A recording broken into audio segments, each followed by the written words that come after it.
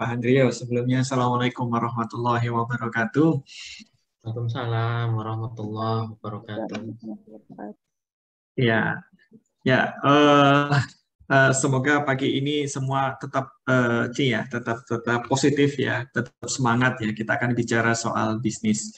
Jadi, asyhadu an la ilaha illallah, asyhadu anna Muhammadar Rasulullah, sholli ala sayyidina Muhammad wa ala ali sayyidina Muhammad kama shallaita ala Ibrahim wa ala ali Ibrahim fil alamin innaka Hamidum Majid. Ya, terima kasih tadi dijelaskan kok panjang lebar banget gitu ya, panjang lebar kali tinggi sama Pak Handrio. Tapi sebenarnya karena kita akan bicara soal bisnis, mungkin saya akan sampaikan di sini mungkin alangkah lebih baiknya bila saya tidak sebagai dosen, tapi saya sebagai business coach aja. Karena di sini juga saya tiba-tiba nggak sengaja janjian sama Mbak Nabila, kita sama-sama pakai batik ya. Jadi kayak hari Jumat hari batik, ya kita promote budaya, promote bisnisnya Mbak Nabila juga. Ya semoga Mbak Nabila juga bisnisnya makin sukses. Oke, baik. Sebelumnya terima kasih. Saya akan coba share screen terlebih dahulu. Oke.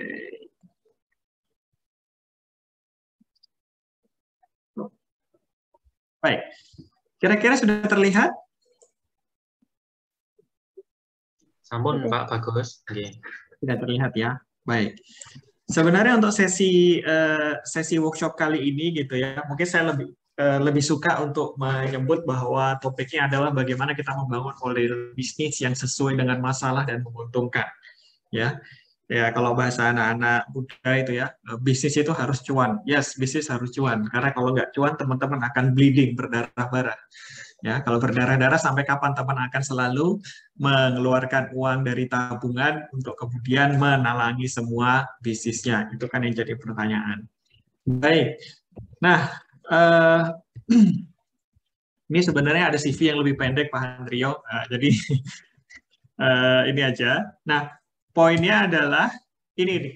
Saya mau berikan apresiasi dulu ya. Salah satunya ada Mbak Nabila. Jadi sebenarnya entrepreneurial spirit di teman-teman mahasiswa Fakultas Ekonomika dan Bisnis ya, termasuk manajemen itu alhamdulillah ya banyak yang jadi pebisnis ya, dan ini beberapa startup dan bisnis mahasiswa yang kemudian pernah diinkubasi oleh IBISMA ya, dari angkatan 2014 ada, 2015 ada, dan juga dari angkatan 2017 Mbak Nabila.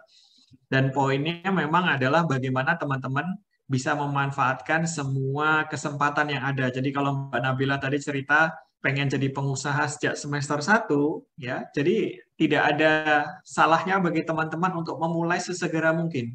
Ya, karena bicara soal bisnis selain bicara soal knowledge juga ada mental ya, kayak Mbak Nabila. Saya ingat banget tuh waktu Mbak Nabila pertama kali ikut program seleksi inkubasi bisnis ya, dengan berbekal semangat positif gitu ya, dan akhirnya sekarang sudah muncul di mana-mana ya. Tadi malam saja katanya baru balik dari Jakarta. Wah, sudah eksis nggak cuma lokalan Jogja tapi sudah nasional gitu ya. Nah, teman-teman yang lain juga pastinya bisa seperti itu. Nah, sebenarnya kalau teman-teman mau manfaatkan ya tadi sempat disampaikan oleh Mbak Nabila ya, kebetulan kalau IBISMA itu memang dua bidang ya, inkubator bisnis dan teknologi. Jadi kalau teman-teman punya ide bisnis yang berkaitan dengan teknologi, bisa kemudian menguji dan mengikuti berbagai macam program inkubasi bisnis di IBISMA. Bahkan yang industri kreatif sekalipun kayak Mbak Nabila, ya industri kreatif, fashion, pangan dan lain sebagainya, bahkan IBISMA juga diminta sebagai pengelola program inkubasi bisnis seprovinsi DIY. Jadi kebetulan tahun ini IBISMA itu yang menjadi pelaksana program inkubasi dari Dinas Koperasi dan UMKM. Jadi bagi teman-teman yang mungkin tidak tahun ini mencoba inkubasi bisnis di IBISMA tapi tidak lolos, tapi teman-teman bisa mencoba mendaftar di provinsi ya, karena tadi Mbak Nabila juga cerita pengalaman pertama justru dia dapat dari dinas ya Mbak ya, pelatihan inkubasi bisnisnya. Betul kan ya, dari dinas perindustrian ya, atau dari mana ya Mbak ya? Dari kementerian Pak, yang pertama, Kementerian Oh, Koperasi dan dari UKM. kementerian. Kementerian UKM. Nah, Jadi kalau teman-teman yang industri kreatif, UMKM, bisnis, pangan, dan lain sebagainya juga bisa ke pemerintah. Karena kita juga menjadi operator pelaksana program inkubasi bisnis di sana. Nah, sekarang kita akan balik. Jadi gini teman-teman, kalau teman-teman ketika bicara bisnis ya, sebelum masuk bisnis, saya selalu sampaikan kepada teman-teman calon pebisnis. Ya, pertanyaan pertama yang selalu saya sampaikan adalah apa? Wahai teman-teman, ketika kalian akan membangun bisnis, duit kalian terbatas atau tidak? Ya, duit kalian berseri atau tidak? Ya, kalau duit kalian tidak berseri, seperti layaknya Sultan, jadi kayak model Rafathar saja, ya.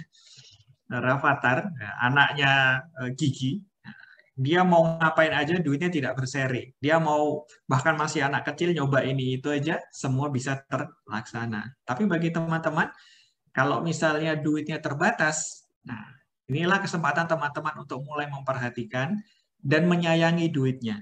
Jadi apa? Supaya ketika teman-teman melangkah membangun bisnis itu benar-benar bisa dilakukan secara efisien. Ya, itu poinnya. Nah, kemudian yang kedua adalah saya selalu menyampaikan kepada para pebisnis. Pebisnis itu seperti gunung es. Ya. Kelihatannya indah. Orang melihat di atas kelihatannya indah gitu ya. Tapi di balik segala indahnya, ya, itu sebenarnya ada banyak perjuangan dan air mata. Betul nggak, Mbak Nabila? Ya. Nah, tapi itu akan indah pada waktunya kalau teman-teman bisa benar-benar menjalaninya. Nah, satu hal yang teman-teman perlu perhatikan adalah ketika membangun bisnis, lihat situasi saat ini. Ya, supaya ketika teman-teman bangun bisnis itu tidak buang-buang duit. Itu saya selalu wanti-wanti seperti itu. Ya, jadi supaya ketika teman-teman bangun bisnis tidak cuma trial and error, coba-coba sana-sini, tapi juga supaya uangnya tidak terbuang sia-sia. Tapi betul, ada yang namanya cost of learning, ada yang namanya biaya untuk belajar. Yes, itu juga perlu. Nah, sekarang yang jadi perhatian pertama adalah ketika bangun bisnis, ya tadi Mbak Nabila juga sempat cerita, ketika 2020 COVID, bisnisnya juga sempat menurun. Dan itu perlu diperhatikan juga bagi teman-teman yang lain. Ya, karena di tahun 2020, ya itu membuat resesi ekonomi. Nah, sekarang poinnya adalah apa? Teman-teman juga harus jeli melihat sektor mana saja ya yang kemudian kalau teman-teman mau terjun itu mana yang masih bisa profit, masih bisa cuan, mana yang sedang merah atau mana yang sekarang sedang kuning.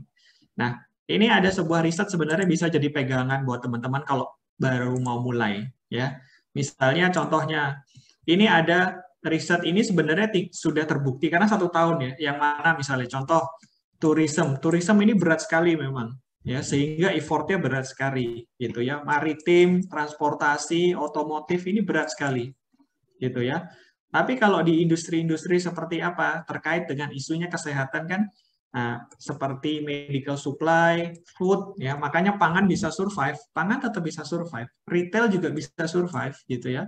Healthcare, ICT, dan ini kan terbukti. Artinya sudah ada waktu 1 tahun, 1,5 tahun, dan ternyata itu benar-benar terbukti. Nah, ini selalu saya sampaikan, pengalaman bisnis orang silahkan dijadikan pelajaran. Artinya challenge-nya dengan situasi sekarang masih sama-sama COVID, ini yang perlu diperhatikan. Nah, terus kemudian, kebetulan beberapa bulan yang lalu, ya kira-kira bulan April atau bulan Mei, ternyata COVID yang kita harapkan selesai itu muncul lagi, dan munculnya dengan varian baru. Bahkan juga di India, kalau teman-teman baca beritanya itu luar biasa. 1 hari itu yang positif bisa sampai 300.000, 1/3 juta orang positif. Nah, bahkan kemudian ada prediksi apakah dampak ekonomi akan makin parah. Nah, pertanyaannya kenapa sih kita harus tahu situasi seperti ini, karena ini akan mempengaruhi calon pembeli teman-teman semua, ya kemampuan daya beli teman-teman, konsumennya teman-teman maksudnya. Ya, kalau misalnya situasinya persis seperti di awal tahun lalu terjadi kembali, nah ini yang kemudian teman-teman harus mulai bersiap. Ya, pengusaha itu tidak boleh mengeluh, tapi harus bersiap. Jadi dia bisa mencoba memprediksi kira-kira 2-3 bulan ke depan apakah ini terjadi. Kalaupun terjadi dia sudah siap. Ya. Nah, tapi kemudian pertanyaannya adalah, Pak, kalau misalnya ada resesi gelombang kedua, itu kapan waktu yang tepat membangun bisnis? Loh, justru sekarang. Justru sekarang ini adalah waktu yang tepat untuk membangun bisnis. Kenapa? Karena di saat krisis seperti ini, ya, kalau teman-teman bisa masuk dan bisa sustain, ya, bisa jalan bisnisnya kayak Mbak Nabila, nih, Mbak Nabila, alhamdulillah bisnisnya bisa sustain jalan. Itu nanti ketika masa-masa apa istilahnya itu keemasan atau masa-masa mudah cari cuan, Mbak Nabila sudah menjadi penguasa pasar. Misalnya seperti itu. Market share-nya sudah pasti besar. Ya. Nah, ini justru saat yang tepat untuk masuk bisnis. Oke.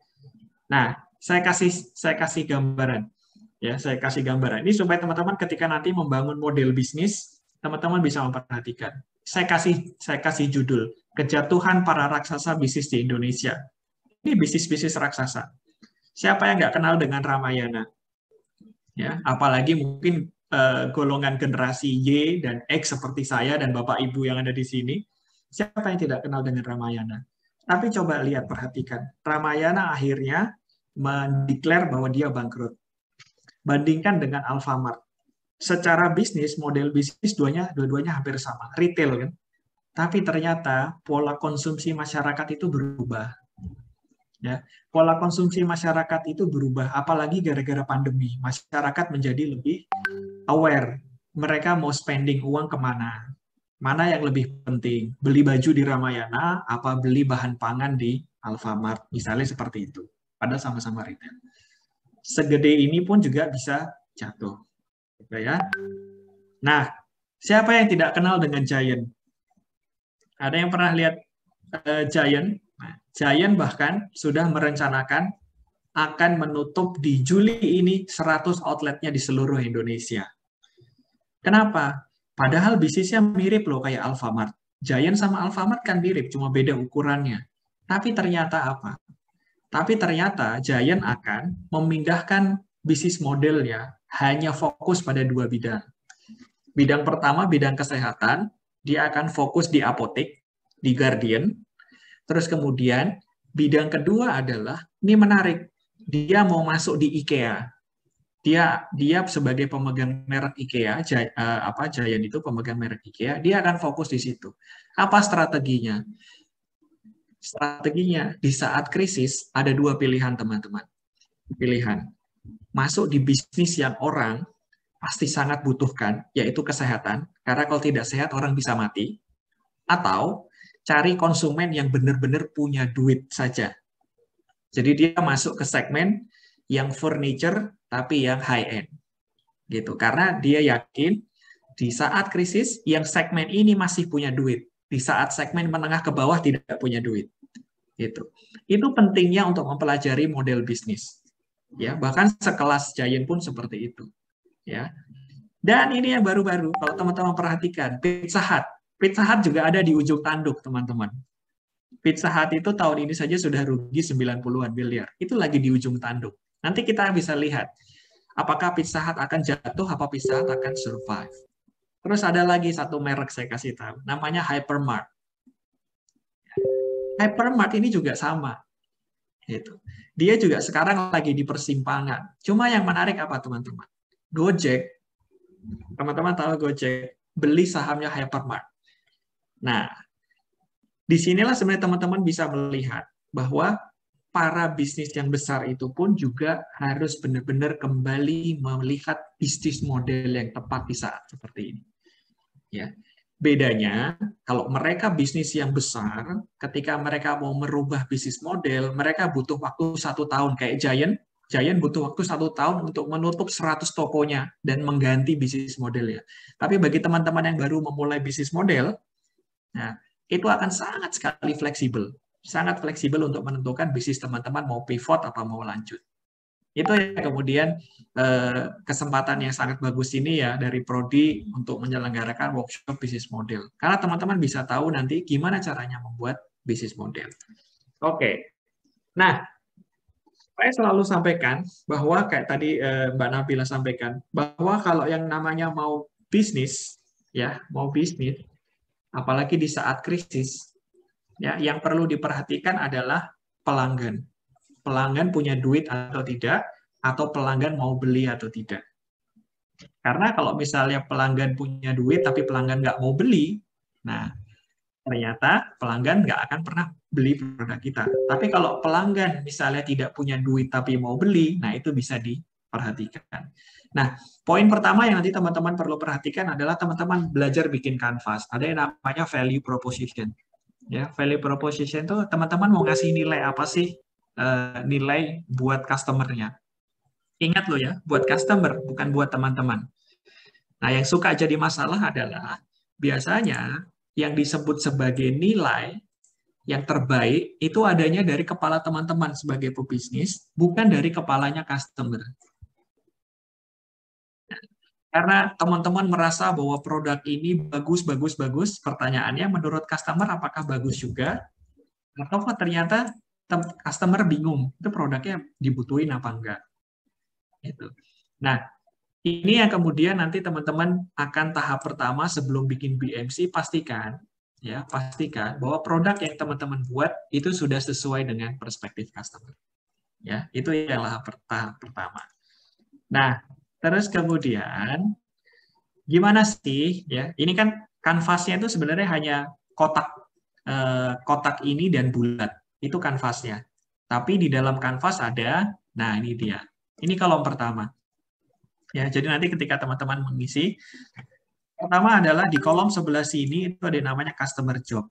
Ya, customer job itu apa sih? Customer job itu apapun yang customer lakukan untuk hidup mereka. Jadi kalau misalnya teman-teman melihat customer saya itu paling aktivitas paling penting dalam hidupnya adalah kerja, makan, ya, terus kemudian punya rumah misalnya, ataupun apapun itu, punya sandang, pangan, papan. Nah, perhatikan. Nah, karena kalau itu menjadi job yang paling penting buat mereka, mereka pasti akan mau ngeluarin duit. Ya, mereka pasti mau ngeluarin duit. Nah, sehingga teman-teman bisa melihat, ya, apakah itu aktivitas fungsionalnya customer, ya, apakah aktivitas sosialnya customer, atau emosional customer. Contoh deh misalnya, ini menarik. Teman-teman tahu iPhone. Kalau teman-teman tahu iPhone, ya, iPhone itu ternyata segmennya, ya, ingin memberikan proposisi nilai apakah functional job, enggak. Untuk nelpon kan, ya, nelpon cukup dengan handphone Cina seperti saya punya, gitu kan, sudah bisa telepon. Nah, tapi ternyata value proposition yang dibangun iPhone adalah supaya customer-nya itu terpenuhi emotional job-nya dan sosialnya. Jadi kalau punya iPhone itu strata sosialnya udah kayak sultan gitu ya. Terus kemudian emosionalnya bisa pamer buat teman-teman. Nah, itu yang ingin disasar. Nah, kalau misalnya itu benar-benar bisa dideteksi, nah itu jadi nilai. Nah, itu yang pertama. Terus kemudian yang kedua, deritanya customer. Ya, deritanya customer. Jadi apapun yang customer itu pengen selesaikan, dia punya masalah, dia customer nggak bisa ini, customer nggak bisa itu, customer punya pengalaman buruk, customer punya cerita yang tidak baik. Kalau itu bisa teman-teman selesaikan, berapapun akan dibayar kok. Ya, berapapun akan dibayar oleh customer. Apalagi kalau ketemu customer yang baperan. Waduh, seru banget itu. Kalau ketemu customer yang baperan, yang emotional job tadi, emosional, berapapun dibayar, bro. Gitu ya. Berapapun dibayar. Ya. Nah, pastikan nanti ketika teman-teman membuat, lihat severity-nya. Severity itu keparahan. Ya. Nah, ambil saja 2 atau maksimal 3 yang customer pain. Ya. Terus kemudian berikutnya customer gain. Kalau yang customer pain tadi, kalau customer itu tidak beli, customer akan mati. Jadi itu must to have. Tapi kalau customer gain, kalau customer tidak beli, ya tidak apa-apa. Tapi kalau dikasih, customer akan senang. Jadi kalau di sini sebenarnya masuknya customer want atau nice to have. Tujuannya buat apa? Tujuannya untuk meningkatkan loyalitas. Kadang-kadang jangan dibalik. Jangan dibalik bahwa kebanyakan teman-teman ketika berbisnis itu memasukkan customer gain ya dianggap sebagai sebuah strategi untuk menyelesaikan pain. Yang terjadi adalah contoh misalnya teman-teman kasih diskon sana sini gitu ya, tebar diskon, tapi ternyata kalaupun misalnya tidak dikasih diskon, customer itu nggak ngaruh. Nah, kalau itu terjadi sebenarnya teman-teman buang duit. Tapi kalau misalnya ya seandainya tidak dikasih diskon, terus kemudian customer pergi, nah itu berarti hanya customer gain doang, gitu ya. Siapa yang kemudian berbisnis pernah jualan, terus kemudian satu saat untuk ningkatin sales, ngasih diskon, oke, salesnya naik. Tapi begitu diskonnya hilang, salesnya akan tetap atau tidak? Kalau salesnya ternyata kembali rendah lagi gara-gara tidak ada diskon, berarti sebenarnya itu diskon hanyalah gain saja. Jadi begitu nggak ada diskon ya customer pergi, gitu ya. Nah ini bicara customer gain. Nah terus kemudian pain reliever. Nah jadi kalau teman-teman sudah tahu apa yang menjadi deritanya customer, ya apa yang kemudian customer pengenkan, senangi. Nah, coba teman-teman bikin obatnya. Nah, obatnya ini adalah pain reliever. Nah, yang paling penting adalah pada saat teman-teman menulis tadi di customer pain ada 1, 2, dan 3. Jadi masalah pertama itu masalah yang paling berat buat customer, yang kedua dan ketiga, jawablah dengan 3 obat. Yang pain reliever nomor 1, ini misalnya ya, saya kasih pain reliever nomor 1 itu diperuntukkan untuk customer pain nomor 1. Jadi harus straight to the point ya. Nah, nanti pain reliever nomor 2, obat nomor 2 itu ditujukan untuk menyembuhkan customer pain nomor 2. Ya. Nah, pain reliever nomor 3 untuk customer pain nomor 3. Saya sarankan karena yang namanya membangun bisnis itu pasti butuh modal, fokuslah pada satu problem dulu. Kalau satu problem itu sudah settle, maksudnya settle itu adalah sudah terpenuhi, customer sudah nyaman, baru masuklah ke yang kedua dan ketiga. Ya, kecuali kalau langsung teman-teman punya modal langsung besar, ya monggo silahkan gitu ya. Nah, nanti setelah teman-teman membuat obat yang pain reliever yang ke sini, nah maka teman-teman juga kalau ada customer gain, ya teman-teman bikin ya gain creator-nya. Jadi nanti gain creator nomor 1 ini untuk menyelesaikan customer gain nomor 1. Ya. Gain creator nomor 2 untuk menyelesaikan customer gain nomor 2. Ya. Nomor 3 untuk nomor 3. Itu menjadi penting, kenapa? Supaya teman-teman itu tahu, oh ketika teman-teman menawarkan ke pelanggan tuh mikirnya begini, kalian ini sebenarnya mau nawarin apa? Terus kemudian yang kalian tawarkan, manfaatnya buat saya apa? Nah, itu kan yang ada di mata pelanggan. Nah, kalau teman-teman tidak bisa melis itu, ya, daftar manfaat, daftar nilai yang mau teman-teman kasih ke pelanggan, nanti message-nya nggak sampai. Dan pelanggan pun juga akan bingung. Ah, saya nggak butuh. Ah, saya nggak perlu. Itu yang sering sekali terjadi. Gitu ya. Nah, karena juga customer itu sulit untuk meyakinkan dirinya sendiri bahwa yang diberikan kepada saya ini adalah barang yang bernilai. Nah, ini langkah pertama, teman-teman. Langkah pertama, ketika teman-teman mulai membangun bisnis, pastikan apa yang teman-teman berikan ke customer adalah yang paling bernilai buat mereka. Ya, baru nanti teman-teman bisa wujudkan apa produk, apa layanan yang akan teman-teman berikan. Produk itu bisa produk fisik yang kelihatan. Kalau teman-teman mau bikin barang kayak Mbak Nabila gitu kan, Mbak Nabila produknya adalah produk fisik, yaitu tenun dan batik, ada produk fisiknya. Tapi jangan salah, Mbak Nabila juga memasukkan intangible. Apa intangible? Value. Halo teman-teman, kalau beli batik, teman-teman ikut melestarikan budaya bangsa loh, kan gitu. Nah, itu adalah value intangible yang dikombine langsung sama NDJ. Bisa, itu bisa. Atau bahkan nggak fisik atau nggak intangible, produk digital. Itu juga bisa. Atau produk finansial. Itu bisa. Jadi nanti tergantung. Teman-teman bisa mewujudkan dalam apapun itu. Oke, itu langkah pertama. Kalau itu sudah dilaksanakan, pastikan ya teman-teman buat seperti ini. Ini saya kasih satu contoh, simple. Satu contoh yang simple, yang ini teman-teman pasti tahu. Ini contohnya adalah GoRide, ya, Gojek. Cara bacanya dari mana? Cara bacanya dari sini. Ya. Gojek itu menangkap bahwa pekerjaan konsumen yang paling penting bagi mereka adalah apa? Mereka pengen sampai di tujuan, betul nggak? Dengan selamat. Itu masalahnya. Tapi kemudian ketika pengen sampai tujuan dengan selamat, apa yang suka jadi derita customer kalau naik ojek? Satu, ya, pertama adalah macet. Ya, jadi dulu waktu awal-awal gara-gara macet, kalau orang pakai Gojek dia bisa nembus macet. Ya. Terus kemudian yang kedua, ya, males tawar-menawar.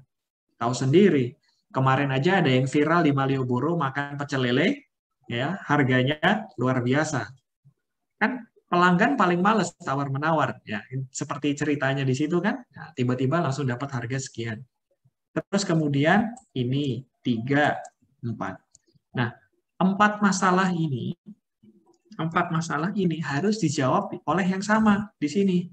Nih contohnya, harus dijawab, kalau yang masalah nomor 1 harus dijawab dengan kemampuan ini. Kemampuan yang lincah menembus macet. Makanya, bisnis model GoRide, ya, GoRide itu beda dengan GoCar, teman-teman. Nah, kalau teman-teman perhatikan, ya, kalau teman-teman sudah memetakan, ya, customer pain dan menjawab masing-masing satu poin dari pain reliever, begitu pula yang customer gain. Contoh misalnya, kalau GoRide itu jangan kemudian menjadikan tarif hemat, ya, ini sekedar gambaran kasusnya. Jangan kemudian menjadikan tarif hemat itu sebagai hal yang teman-teman anggap customer butuhkan. Enggak, customer nggak butuh itu. Customer butuhnya ini loh yang di bawah ini. Oke. Ya, customer butuh ini. Kenapa? Karena sebenarnya yang namanya tarif hemat, polusi, uang pas, komunikasi, itu nice to have. Nah, yang perlu teman-teman cari adalah gini teman-teman. Kalau teman-teman bisa menemukan yang di bawah ini kelompok customer gain, berapapun harganya dibayar teman-teman. Berapapun mahalnya teman-teman kasih harga, itu pasti dibayar sama konsumen. Kalau teman-teman bisa menemukan customer pain-nya customer. Tapi kalau teman-teman mengandalkan ini, ya, customer tuh nggak butuh-butuh amat, dan bahkan teman-teman akan dipres. Ya. Boro-boro teman-teman dapat revenue, dapat profit, bahkan mungkin boncos. Kenapa? Karena ini cost semua, teman-teman. Ini cost, ini revenue. Nah, itu loh. Ya. Cuannya itu ada di bawah sini. Ini tuh biayanya buat teman-teman.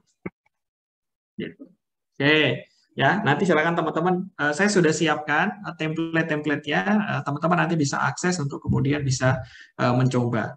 Saya akan lanjutkan karena waktunya hanya 40 menit. Nah, itu contohnya.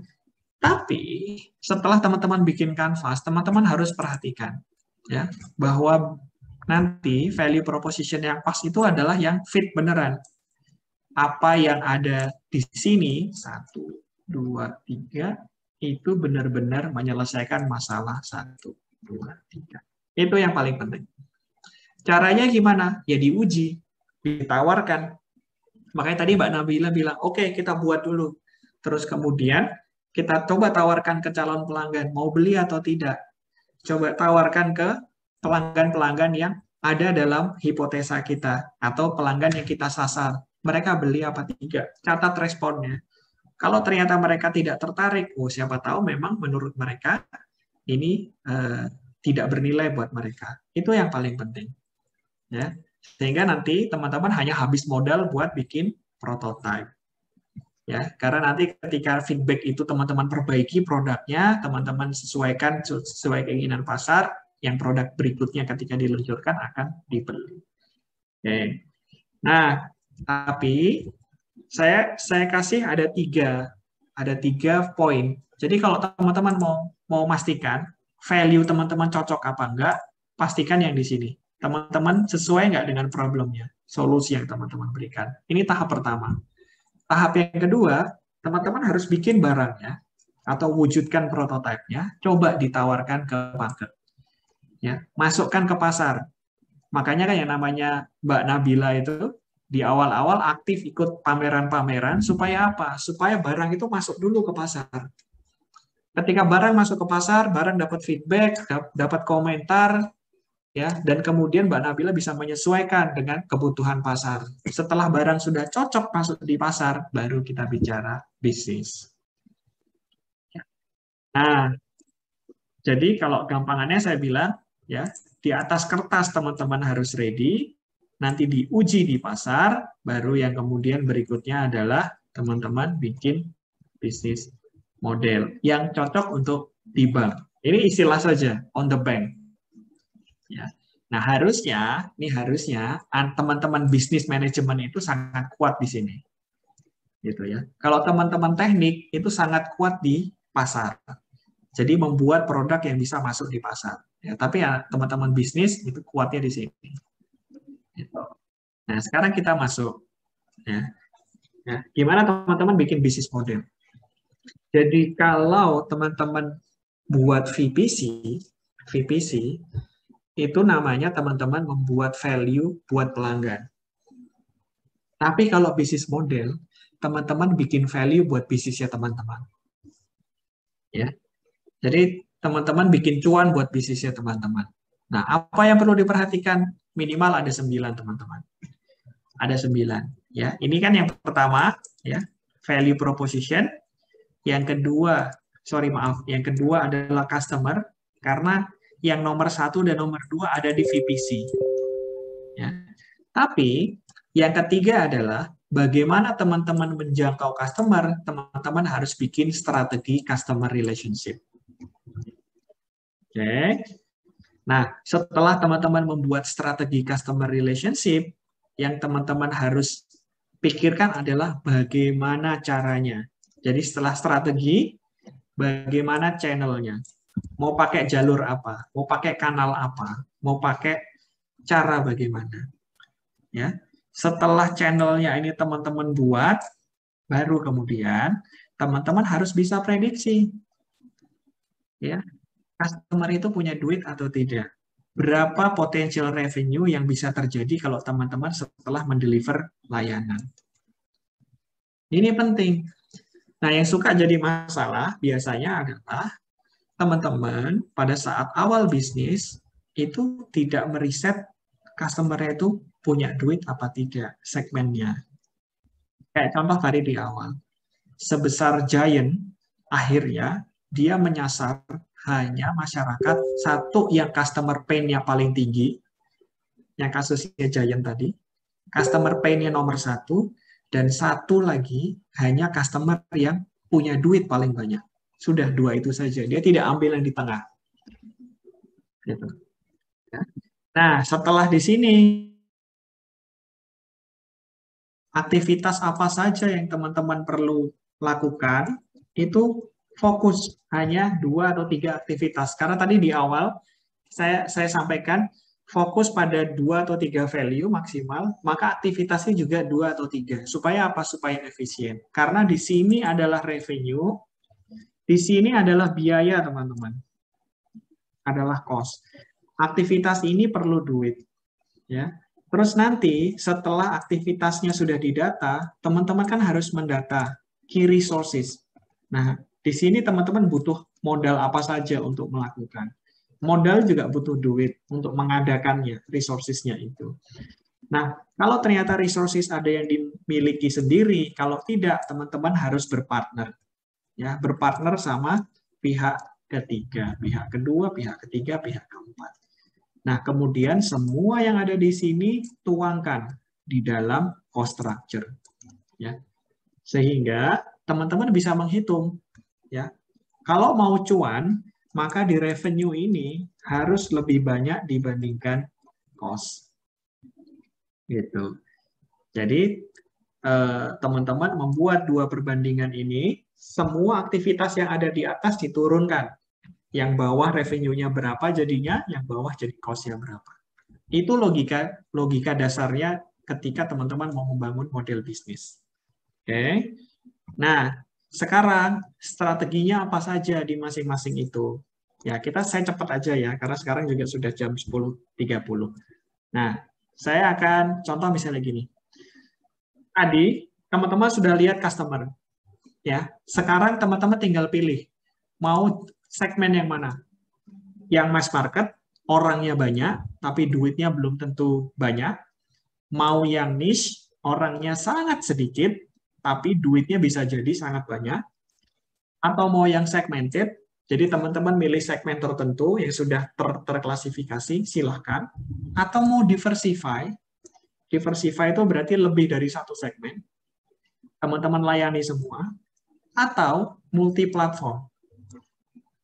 Ya, multi-market. Contoh misalnya satu pakai online, satu pakai offline. Itu namanya omni-channel. Satu di Indonesia, satu di luar negeri. Teman-teman lakukan bersamaan. Itu pilihan. Ya. Nah, sehingga ini nggak ada yang benar, tidak ada yang salah. Jadi ketika teman-teman membangun bisnis model, teman-teman nanti akan mencoba yang mana yang paling cocok dalam strateginya. Ya, kita bicara strategi di situ di bisnis model. Oke.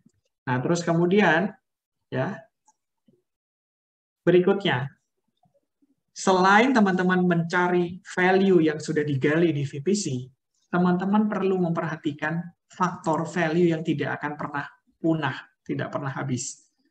Ya, contoh misalnya kebaruan, ya, atau kinerja produk, atau kinerja pengalaman customer, atau produknya bisa dikustomisasi.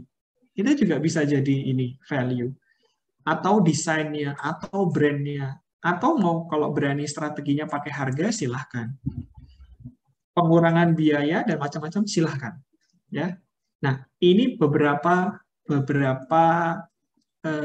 elemen yang kalau teman-teman pasangkan dengan value yang sudah di depan, itu insya Allah dia akan konsisten atau sustain. Ya, tapi jangan dicampur ya. Jadi misalnya kalau produk A strateginya satu saja, produk B strateginya satu. Karena apa? Karena nanti biar customer itu tidak bingung, gitu ya. Customer tidak bingung. Oke. Terus kemudian channel. Nah ini kalau teman-teman ngambil pemasaran, ya ada tahapan seperti ini: awareness, evaluasi, purchase, delivery, dan after sale. Teman-teman mau sampai mana? Mau hanya fokus sampai pembelian? Oke, no problem. Apa teman-teman mau handle sampai ke delivery dan after sales? Silahkan. Makanya kan ada strategi beli putus atau termasuk layanan purna jual. Mau di-handle sendiri atau mau partnership. Itu teman-teman bisa pilih. Kalau teman-teman punya kemampuan untuk handle sendiri, nah, lakukan secara direct atau kalau tidak partneran. Gitu, ya. Nah, terus kemudian customer relationship. Mau yang mana? Mau bangun personal bonding dengan customer, jadi customer di-treat secara personal, boleh. Atau teman-teman sediakan dedicated, atau mau swalayan aja, self-service, tuh nggak masalah. Gitu. Swalayan. Atau yang automated. Automated itu contoh misalnya, kalau teman-teman perhatikan bisnis pakai chatbot. Nah, yang jawabin customer kan bukan teman-teman, yang jawabin komputer. Itu automated services tuh. Jadi apapun yang ditanya, ya ditanya oleh konsumen, yang jawab komputer. Nah, itu automated langsung. Kayak gitu. Ya. Nah, terus kemudian revenue stream. Nah, ini loh, saya selalu sampaikan. Yang namanya cari cuan itu nggak cuma semua soal jual dan beli. Ya. Tapi teman-teman bisa cari cuan dari apa? Dari biaya pakai, ya, kayak nyewain gitu, biaya pakai, bisa dari biaya berlangganan, ya, atau bisa dari renting leasing, bisa dari licensing, bisa dari broker, bisa dari advertising. Jadi supaya teman-teman punya ide, oh saya nggak masih harus jualan, tapi saya bisa pakai cara yang lain untuk bisa datangkan revenue. Gitu. Nah, bisa pakai harga yang fix, bisa pakai harga yang dinamis. Tergantung karakteristik produknya, karakteristik layanannya, gitu ya. Nah, terus kemudian kita masuk ke biaya. Nah, resources tadi hampir mirip seperti produk dan services kan? Jadi mau physical, produk fisik, atau resources fisik, atau resource intelektual. Jangan salah, ketika teman-teman startup digital, yang mereka punya kan nggak ada yang fisik tuh. Semuanya intelektual, teman-teman. Startup digital itu intelektual. Kalau yang startup bersih produk, ada fisiknya. Nah, di sini juga akan lebih challenging kalau bagi teman-teman yang digital, karena barangnya kan tidak kelihatan. Tapi kalau bagi yang barangnya kelihatan, resources-nya lebih gampang. Gitu ya. Oke, terus kemudian key activities, ada produksi, ya, ada distribusi, ada penjualan, itu penting, ya. Terus kemudian partner. Nah ini yang era sekarang. Bisnis itu tidak mesti kompetisi, ya. Bisnis saat ini itu terbuka partnership. Kalau yang tipe partnership, teman-teman bisa aliansi strategis dengan yang non kompetitor, bisa, ya. Tapi sekarang itu teman-teman bisa competition loh. Teman-teman bisa berpartner dengan yang sesama kompetitor bahkan. Ya, sesama kompetitor teman-teman bisa bisa partneran, jualan barang-bareng. Ya, jualan produk bareng itu bisa sekarang. Gitu. Ya. Dan atau teman-teman bisa join venture, ya, itu juga bisa. Nah, terus yang perlu diperhatikan adalah kalau mau partneran itu motivasi, karena tidak banyak yang kemudian ketika bermitra dengan mitra bisnis, ya, itu kemudian bisa langgeng sampai waktu yang panjang. Nah, sehingga motivasinya ini harus sama-sama clear kedua belah pihak. Mau cari economic of scale, ya, atau mau mengurangi risiko karena saya punya dia tidak punya, dia punya saya tidak punya, itu kan sama-sama mengurangi risiko. Nanti barangnya ditukar, gitu. Nanti barangnya ditukar. Atau mau akuisisi resources tertentu. Nah, itu juga perlu diperhatikan. Gitu ya. Nah, baru terakhir biaya. Ya. Sehingga nanti ketika teman-teman mau membuat struktur biaya, terutama mungkin yang pernah belajar manajemen keuangan ataupun mata kuliah keuangan, model bisnis teman-teman itu mau berdasarkan cost driven, ya, berdasar cost atau berdasar value. Kalau cost berarti berangkat dari bawah naik ke atas, ya, dari harga paling murah sampai ke harga optimum dibeli oleh customer. Karena nanti kalau customer nggak beli, teman-teman akan turunkan. Ya gitu. Tapi kalau yang value driven kebalik. Dari harga yang paling tinggi, teman-teman lempar ke pasar. Ya, lempar ke pasar. Kenapa? Karena teman-teman yakin, teman-teman sudah mendeliver value. Baru nanti kalau mau penetrasi, harganya diturunkan. Ketemu harga optimum. Pak Bagus, waktunya 3 menit lagi nggih, ngapunten. Oke, siap. Pas ini udah terakhir kok. Ya. Ya. Nah, sehingga strategi yang paling sulit biasanya menentukan harga kan. Nah, di sini adalah saatnya teman-teman menentukan harga yang tepat. Oke, ini ada contoh menganalisa bisnis model tapi nanti saja. Nah, saya akan langsung ke sini. Ini yang tadi saya bilang teman-teman. Jadi, kalau yang teman-teman sudah membuat ide, ya, segera tuangkan ke kanvas, gitu ya.